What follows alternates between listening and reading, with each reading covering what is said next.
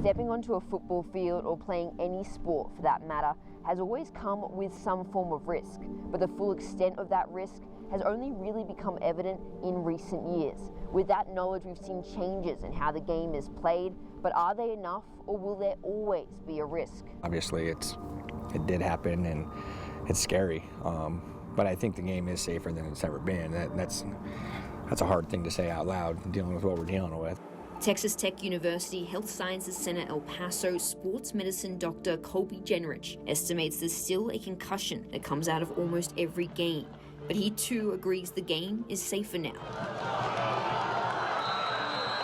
It's been, leaps and bounds. I think just having general understanding of what a concussion is and what a traumatic brain injury is, just in the general public, has improved education. A large part of that education has informed and changed the way tackling is now taught. Head coach Mike Pry from Coronado joins us now to break down the new rugby-style tackling technique.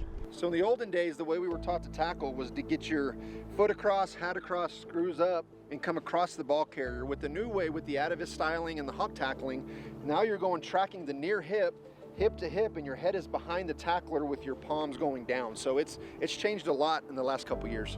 Developing players that are keeping their head up while tackling has decreased concussions really dramatically. In the last 4 years, they've seen really a precipitous decrease just because of that change in technique.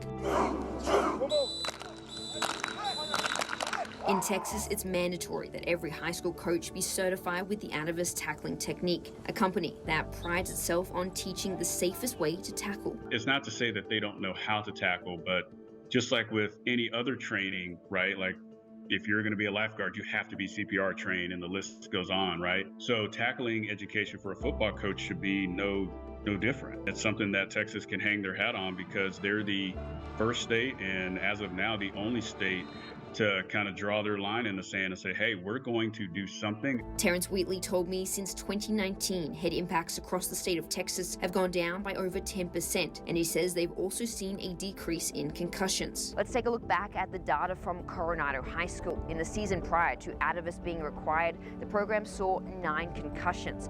Then in the next season, that number was reduced by a third to 6 concussions. And then in the years following, that number continued to decrease all the way to 3 this season. We do everything in our power to teach ourselves how to tackle correctly, how to make our kids safer.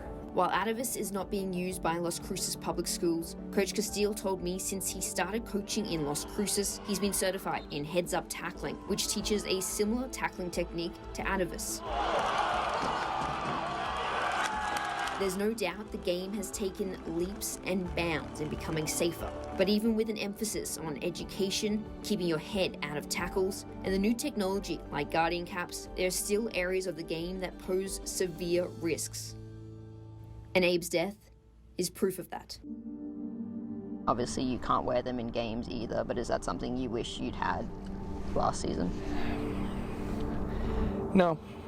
I mean, we're not sitting around thinking that. I mean, one, we wouldn't have had it on for this particular incident anyways. When you hit the back of the ground and your head hits is when a lot of the concussions are caused. So, the Atavist doesn't really help with that, but the caps would be.